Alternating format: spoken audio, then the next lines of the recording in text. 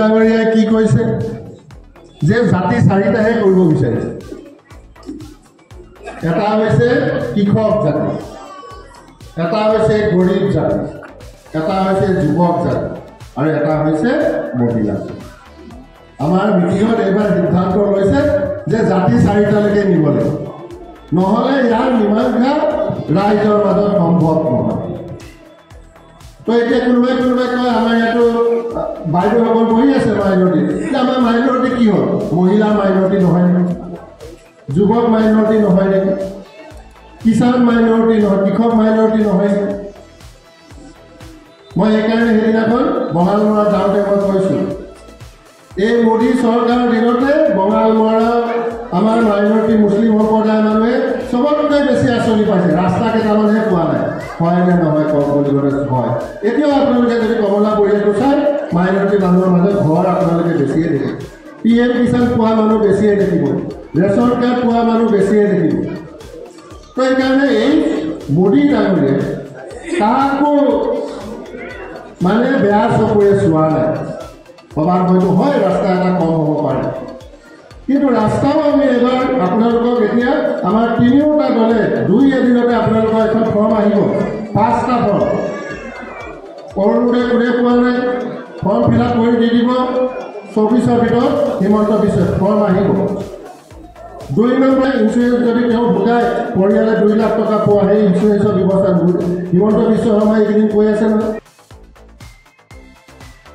বছৰত এইটো ভৰাই দিব যাতে ছোৱালীবিলাক নপঢ়াকে নাথাকে কাৰণ আমি মহিলাক সম অধিকাৰ সমানে যদি আগুৱাই লৈ নাযাওঁ আমাৰ দেশখন কেতিয়াও আগবাঢ়িব নোৱাৰে তো সেইকাৰণে এটা হৈ গ'ল হেডখনক কয় নিযুত মইনা ফৰ্ম কি ক'লোঁ 1 নম্বৰ অৰুণোদয় কোনে পোৱা নাই ফৰ্মখনত ফিল আপ কৰি দিব ঘৰে ঘৰে যাব 2 নম্বৰ হৈ গ'ল নিযুত মইনা তাৰ পিছতে আহিলে ইঞ্চুৰেঞ্চ 4 নম্বৰটো হৈ গ'ল যিমান নামঘৰ আমাৰ ধৰ্মীয় অনুষ্ঠান আছে যদি চৰকাৰে পইচা পোৱা নাই ফৰ্মখন ফিল আপ কৰি দিব এই বছৰৰ ভিতৰত পইচাটো দি দিব আৰু 5 নম্বৰটো হৈছে ক'ত দলং লাগে ক'ত ৰাস্তা লাগে এই ফৰ্মৰ এই নিৰ্বাচনৰ মাজতে আমি এইখিনিও লৈ যাম ইয়াৰ পিছত আমি আৰু হুদাহুদি কৰি নাথাকোঁ আমাৰ হাজাৰ হাজাৰ ফৰ্ম আহিব গাঁৱে গাঁৱে যাব এইখিনি আমি লোৱাৰ পিছত আৰু বেলেগ কাম কৰিবলগীয়া আমাৰ নাই তো সেইকাৰণে মোদীয়ে ইফালে গ্যাৰাণ্টি দি দিছে যে 24ত ভাত কাপোৰৰ সমস্যা সমাধান কৰিম মতা মানুহকো বেংকটো লগাই দিম মহিলাক দিয়া নিচিনাকৈ আৰু হিমন্ত বিশ্ব শৰ্মাই এই কামখিনি আৰু উপৰঞ্চি ইয়াতে যোগদান মানে যোগ কৰি দিছে তো এই ধৰণে হিমন্ত বিশ্ব শৰ্মা ডাঙৰীয়া মোদী ডাঙৰীয়াই এই কামখিনি কৰিবৰ কাৰণে চেষ্টাখিনি কৰিছে এতিয়া বিৰোধী দলৰ প্ৰাৰ্থী থাকিব প্ৰাৰ্থীটো নিমিলিলে কাজিয়াই হৈ গ'ল ইয়াতেতো আকৌ মই কালি গম পালোঁ যে আমাৰ বিৰোধী তেওঁলোকে এজনে লৰিব লাগিছিল এজন বাদ দি এতিয়া 8জন হৈ গ'ল ইয়াত লেফ্ট পাৰ্টিও হৈছে তৃণমূলো হৈছে কংগ্ৰেছো হৈছে আৰু এতিয়া আপোনালোকে চাওক এটা ৰাজনৈতিক দলে ৰাইজৰ মাজত নাথাকিলে কিবা উপলব্ধি হ'ব গেছ বিক্ৰী কৰি থাকিলে উপলব্ধি হ'ব নহ'ব এতিয়া খাৰ খাতি দলংখনৰ ভেলু কি বুজি পাব এতিয়া পানীগাঁৱলৈ আমি ৰঙা নদীৰ পৰা মাথাউৰি বেছিকৈ যাওঁ আপোনালোকে এইটো ৰাস্তাইদি নাযাওঁ কেলৈ ইফালেদি সময় কম লাগে বুজি পাব আৰু আমি সিটো পাৰেও এতিয়া ৰাস্তা পকা ৰাস্তা আৰম্ভ কৰিলোঁ এইফালে গৈ একেবাৰে পশ্চিম জেলা আহিলৈকে কিবা বুজি পাব তো তেওঁলোকৰ জনসাধাৰণৰ মাজত গণভিত্তিটোৱেই নাই মই এজন মানুহে একো কৰিব নোৱাৰোঁ ইয়াত আমাৰ হাজাৰ হাজাৰ কৰ্মী আছে প্ৰত্যেকে আহি কাণত কথাকেইটা কয় কাৰণে সেই কথাখিনিকে আমি গোট খুৱাই এটা আমি আঁচনি তৈয়াৰ কৰোঁ বা এটা অঞ্চলৰ কথা আমি চিন্তা কৰোঁ তো আজিৰ দিনটোত কংগ্ৰেছ বুলিবলৈ নাই বিৰোধী একতা নাই আৰু তেওঁলোকে কেৱল মিডিয়াৰ আগত কথা কৈ কৈ যদি ভাবি আছে ৰাজনীতি হ'ব এইটোতো নহ'ব আজিৰ দিনটোত কোন কোন জেগাত হৈছে মুদৈ বিলত কি হৈ আছে ৰন্তিজানত কি হৈ আছে নআলিত কি হৈ আছে, গেলাহাটীত কোনকেইখন গাঁও বাচিছে, কোনটো জেগাত কি হৈছে, আমাক সুধি থাকক, এটা এটা জেগাৰ কথা কৈ থাকিব। অকল ইয়াৰ কথা নহয়, শদিয়ালৈকে। আৰু আমি সেইখিনি মই এইবাৰ মোক দুই এটা জেগাত কৈছে, মই কৈছোঁ যে এতিয়া চাব নুখোজাকে আপোনালোকৰ জেগাবিলাক আমি সজাই কৈছোঁ। খাৰ খেতি দলং শেষ হোৱাই নাই, পানীগাঁৱৰ পৰা ৰাস্তা বহল আৰম্ভ কৰিলোঁ, সিফালেদিও বহল কৰিলোঁ। কেইটামান দিনৰ পিছত পশ্চিম তেলাহী মানুহখিনি আপোনালোকতকৈ বেছি টাউনীয়া হ'ব। কেনেকৈ হ'ব? অকণমান আহি লুইত খাবলৈ দলমেদি যোৰহাট পাব। মাথাইটো উঠি দিলে তেওঁলোকে চিধা চিধি গৈ বগীবিল 45 মিনিটো নালাগে আজিকালি। আকৌ তেওঁলোকে এইফালে গ'লে নাৰায়ণপুৰত এইফালে গুৱাহাটীও গুচি যাব পাৰিব। তো এতিয়া সেই ধৰণৰ চিন্তাৰ আজিৰ দিনটোত বিজেপি দলে কাম কাজখিনি কৰিছে। লখিমপুৰ ট্ৰেইন ফেইল হয়, মৰিয়নি ফালে চান্সটো নহ'ব। সেইকাৰণে ঢকুৱাখানাৰ মানুহে খবৰ লৈ ল'ব, ইয়াত মৃত্যু গোটত থাকিব পাৰে। এতিয়া গোগামুখ নেদেখা হ'ল, লখিমপুৰৰ ঢকুৱাখানাৰ মানুহ কমি গ'ল, কেতিয়াবা কেতিয়াবা আহে। কেলে মাথাউৰিৰ ওপৰেদি এতিয়া চব ডিব্ৰুগড় ডাঙৰ টাউন। তো এই ধৰণে আমাৰ বিজেপি মোদী ডাঙৰীয়াৰ নেতৃত্বত আমি চিন্তা কৰিব পাৰিছোঁ। আজি বেছি আৰু দীঘলীয়াকৈ বক্তব্য নাৰাখোঁ। 24ত ঘৰ জিঅ' টেগিং হৈছে নাই হোৱা চিন্তা নল'ব। আমি এতিয়া যেনেকৈ ৰেচন কাৰ্ড কোনে পোৱা নাই বিচাৰি আছোঁ, ঘৰৰো আপোনালোকক দি দিছোঁ। আৰু ৰেচন কাৰ্ডৰ লগে লগে অৰুণোদয়ো হিমন্ত বিশ্ব শৰ্মাই লগাই দিয়ে। আমাৰ 19,000 মানুহ মতা মানুহ ধাৰ খাই গৈছে বেংকত। আমাৰ তথ্যবিলাক আছে, আমি মনে মনে একো উলিয়াই দিছোঁ। সেই 19,000 ধাৰ মাৰি দিলে বেংকত গ'লে মতা মানুহবিলাকেও লোনবিলাক পাব। মহিলা আৰু মাত্ৰ 6,000 আমি দিবলৈ বাকী আছে। সেই 6,000 এইবাৰ অসমত মুখ্যমন্ত্ৰী এইটো বছৰতে দি শেষ কৰিব, যাতে প্ৰতিগৰাকী মহিলাই বেংকত গ'লে তেওঁলোকে এটা লোন লৈ ব্যৱসায় বাণিজ্য খেতি পথাৰ যি মন যায় কৰিব পাৰিব। তো এইখনে হৈছে মোদী চৰকাৰ। আৰু যেতিয়া প্ৰশাসন ব্যৱস্থাত আজিৰ দিনটোত কোনোবাই নাই পোৱা সেইটো বেলেগ কথা। 10টা বাগৰি বাগৰি বাগৰি এটকা পইচাটো 13 পইচা নোপায়। তো আজিৰ দিনটোত কোনোবাই পোৱা নাই এইটো বেলেগ কথা। যিসকলে পাইছে তেওঁৰ পৰা 5 নয়া এটা কোনো কাটি খাব পৰা নাই। তো এইখনকে কয় ভাল প্ৰশাসনৰ চৰকাৰ। আৰু আজিৰ দিনটোত ব্যৱসায় বাণিজ্য কৰিবলৈ ভাল হৈছে, নহ'লে খুচুৰা পইচা নাই, হেন নাই। আজিকালিতো সাধাৰণ ব্যৱসায় কৰা মানুহজনৰ ধুনীয়াকৈ পে'টিএম লগাই থৈছে, গুগল পে' লগাই থৈ দিছে। তো মোদী ডাঙৰীয়াই ডিজিটেল ইণ্ডিয়া কৰাৰ কাৰণে এইবিলাক সম্ভৱ হৈছে। আৰু কেইটামান দিনৰ পিছতে আৰু দুই এটা আপোনালোকৰ আধাৰ খোজে, কিবা খোজে, আপোনালোকে অলপমান টকা পইচা থকা মানুহবিলাকে আপত্তি কৰে। সেইবিলাক কৰি দিয়াৰ লগে লগে কাৰো নয়া পইচা এটা কোনেও ইফাল সিফাল কৰিব নোৱাৰা ব্যৱস্থাটোকে হ'ব। যুৱক যুৱতীসকলৰ কাৰণেও হিমন্ত বিশ্ব কাৰণ চাকৰি মেৰি যোগ্যজনে পাব। এতিয়া সাধাৰণ পৰিয়ালৰ ল'ৰা হাকিম হৈছে। এটা সময় আছিলে পঢ়ুৱাই কি হ'ব, আকৌ পইচা দিহে চাকৰিটো, এতিয়া সেই দিনো গ'ল।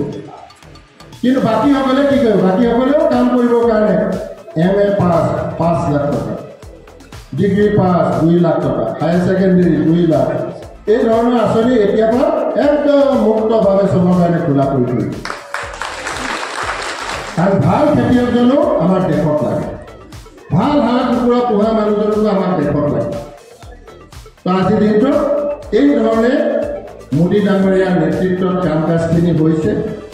মই সেইকাৰণে আপোনালোকক অনুৰোধ জনাইছোঁ, আমাক বেয়া পাই আছে যদিও মোদী ডাঙৰীয়াৰ মুখলৈ চাই পুনৰ এবাৰ আপোনালোকে বিজেপি দলক আপোনালোকে সুযোগটো দিয়ক। মোদী ডাঙৰীয়াক আৰু এবাৰ আপোনালোকে মই এইটো বিনম্ৰ অনুৰোধ। আৰু আমাৰ দেশৰ পজিশ্যন আজি চব পৃথিৱীৰ যুদ্ধ বাইডেনক টিভিত চালেই আজি ইউক্ৰেইনলৈ হাতিয়াৰ পঠাইছে। আজি তাত আমাৰ দেশত আজি মোদী থকাৰ কাৰণে কি হৈছে, উন্নয়নৰ কথাই চিন্তা, গৰীবৰ কথা আমি চিন্তা কৰি থাকিব লাগিছোঁ।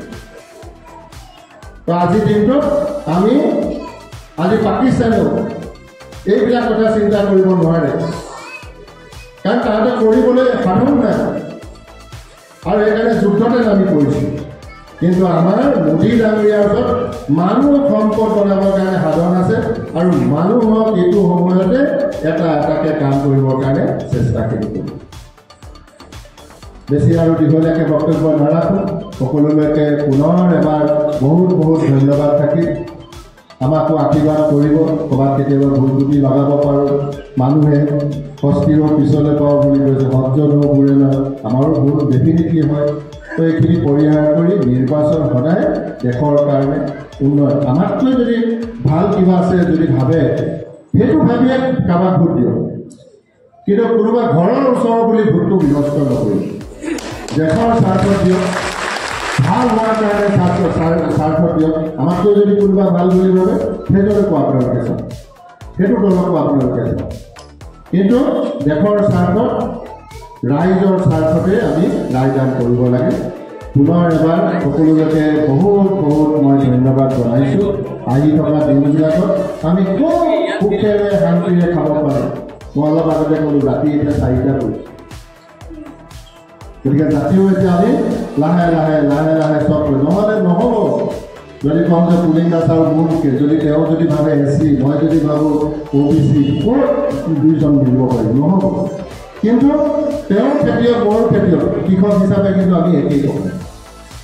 সেইকাৰণে এই ধৰণৰ চিন্তাৰাজিও সমান্তৰালভাৱে বুজি নাহে, কাৰণ আমি দেশক এক কৰিব লাগিব, আমাৰ নাগৰিকসকলক এক কৰিব লাগিব। একতাই হৈছে আমাৰ মূল মন্ত্ৰ আৰু মূল আমাৰ বস্তু। সকলোকে ধন্যবাদ জনাই মই মোৰ বক্তব্য সামৰণি মাৰিছোঁ। ধন্যবাদ।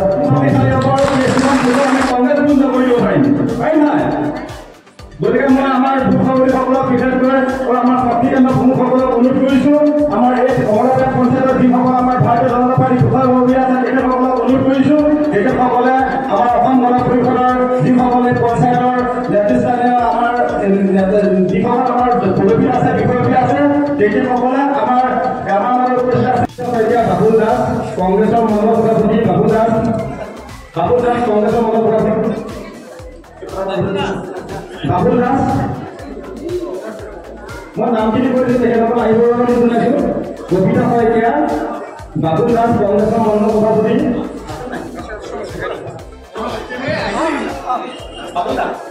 বাবুল দাস কংগ্ৰেছৰ মণ্ডল সভাপতি, তেখেতক আমাৰ সাংবাদ মণ্ডলৰ ওচৰত যোগদান কৰিছে। আমি তেখেতক আদৰণি জনাইছোঁ। ভাৰতীয় জনতা পাৰ্টিলৈ আমি ভাবিছোঁ তেওঁলোকৰ নেতৃত্বত আমাৰ ভাৰতীয় জনতা পাৰ্টি যুৱ শক্তিশালী হ'ব। আৰু ৰিজুমণি দাস কংগ্ৰেছৰ সদস্য সকলৰ ৰিজুমণি দাস, সৰুখান দাস, জুমতি দাস, ভৱেন বৰা, চিন্ময় দাস, কংগ্ৰেছৰ হাজৰিকা, কন্মাই দাস, ভৱেন দাস আৰু পাৰ্থপ্ৰতিম কোচ তেখেতসকলৰ মঞ্চলৈ আহিবৰ বাবে অনুৰোধ জনাইছোঁ। পটককৈ আহক, বাইদেউ মাতিছোঁ, আহক।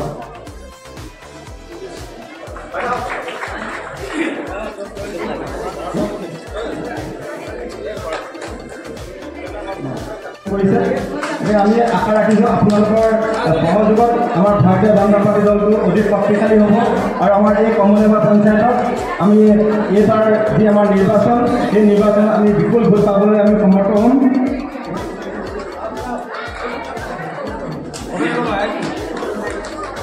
পুনৰ শইকীয়া তেখেতেও যোগদান কৰিছে। ইয়াৰ পিছতে আমি সকলোৱে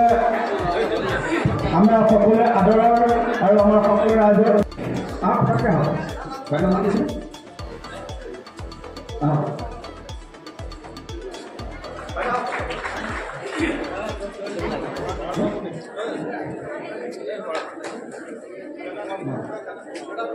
পুনৰ শইকীয়া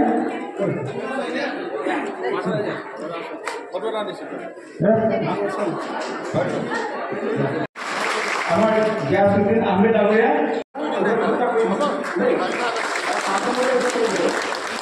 বহুত বহুত ধন্যবাদ।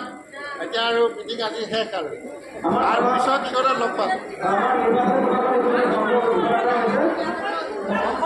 বিজেপি জিন্দাবাদ, অসম গণ পৰিষদ জিন্দাবাদ।